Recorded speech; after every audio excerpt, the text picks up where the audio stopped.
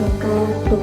Baiklah, saya di sini akan menjelaskan materi saya, yaitu tentang konsep dan urgensi PKN. Yang pertama, saya akan membahas tentang alasan perlunya kewarganegaraan di perguruan tinggi.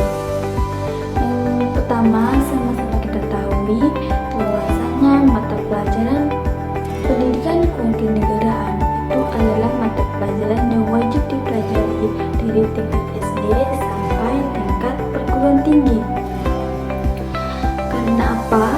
Karena kita dibutuhkan untuk memberikan wawasan atau memberikan suatu pengajaran kepada kita tentang bagaimana membela negara kita sendiri. Nah, pendidikan kewarganegaraan juga memiliki visi dan misinya, yaitu menjelaskan kehidupan berbangsa dan bernegara.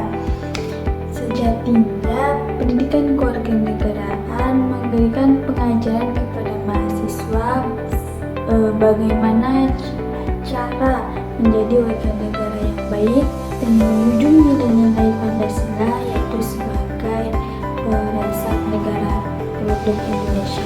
Baiklah, selanjutnya saya akan menjelaskan tentang sumber historis, sosiologis, dan politis tentang PKN di Indonesia. Sebelum itu, saya akan menjelaskan apa itu historis, sosiologis, dan politis. Historis itu adalah suatu sejarah atau kejadian masa lampau yang diambil bahannya dari dahulu sampai masih dikembangkan sampai sekarang. Sedangkan sosiologis adalah ilmu yang membahas tentang kehidupan bermasyarakat atau dampaknya kepada manusia. Selanjutnya yaitu politis adalah ilmu yang membahas tentang kepolitikan di dunia Republik Indonesia. Selanjutnya saya akan membahas sumber historis, sumber sosiologis, dan politis tentang PKN di Indonesia. Maka dari itu, simak penjelasan setelah ini. Yang pertama, saya akan menjelaskan secara historis tentang PKN di Indonesia. Pendidikan kewarganegaraan dalam arti substansi telah dimulai jauh sebelum Indonesia diproklamasikan sebagai negara merdeka.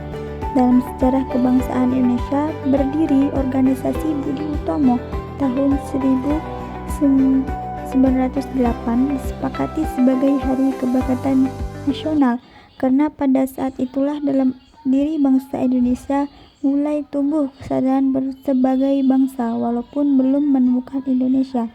Setelah berdiri Budi Utomo, berdiri pula organisasi-organisasi pergerakan kebangsaan lain seperti Syarikat Islam, Muhammadiyah, Indoscape Party, PSII, PKI, NU, dan organisasi lain yang tujuan akhirnya ingin melepaskan diri dari penjajahan.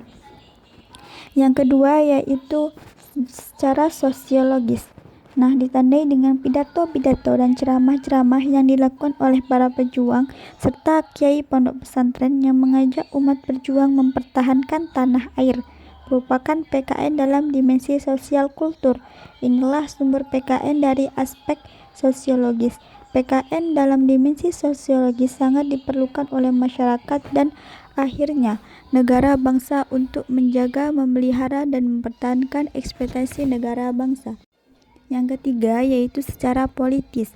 Pendidikan kewarganegaraan mulai dikenal dengan pendidikan sekolah dapat digali dari dokumen kurikulum sejak tahun 1957 sebagaimana dapat diidentifikasi dari pernyataan Somantris 1902 bahwa pada masa Orde Lama mulai dikenal istilah 1. Kewarganegaraan 1957. Yang kedua yaitu Civicis yaitu 1962. Yang ketiga yaitu pendidikan kewarganegaraan pada tahun 1968.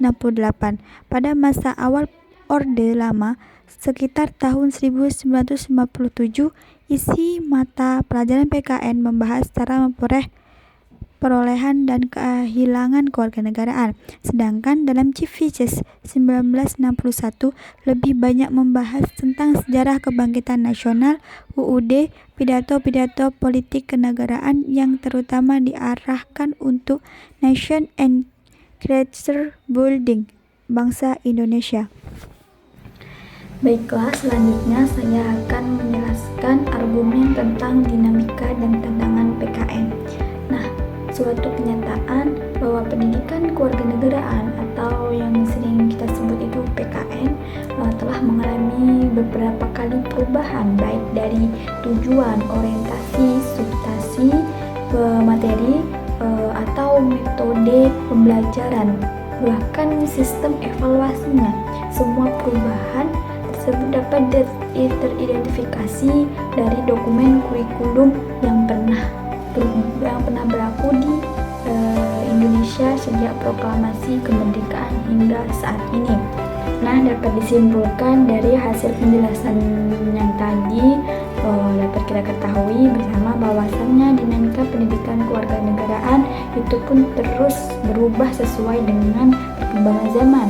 Maka dari itu sudah sepatutnya selalu menyesuaikan dengan dinamika dan tantangan sikap dan perilaku warga negara di kehidupan bermasyarakat dan bernegara dan berbangsa. Selanjutnya yaitu saya akan menjelaskan tentang sekilas Indonesia.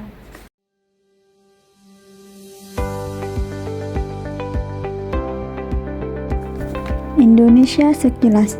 Indonesia adalah negara kepulauan terbesar di dunia. Indonesia memiliki lebih dari 17.000 pulau, di mana hanya sekitar 7.000 pulau yang berpenghuni, yaitu Kalimantan, Jawa, Sulawesi, Sumatera, dan Papua. Itu merupakan pulau utama di Indonesia. Selain itu, Indonesia juga memiliki pulau-pulau kecil seperti Bali, Karimun Jawa, Gili, dan Lombok yang merupakan tujuan wisata lokal maupun internasional. Sedangkan ibu kota negara Indonesia adalah Jakarta yang terletak di Pulau Jawa. Beberapa pulau terletak di garis ekuator.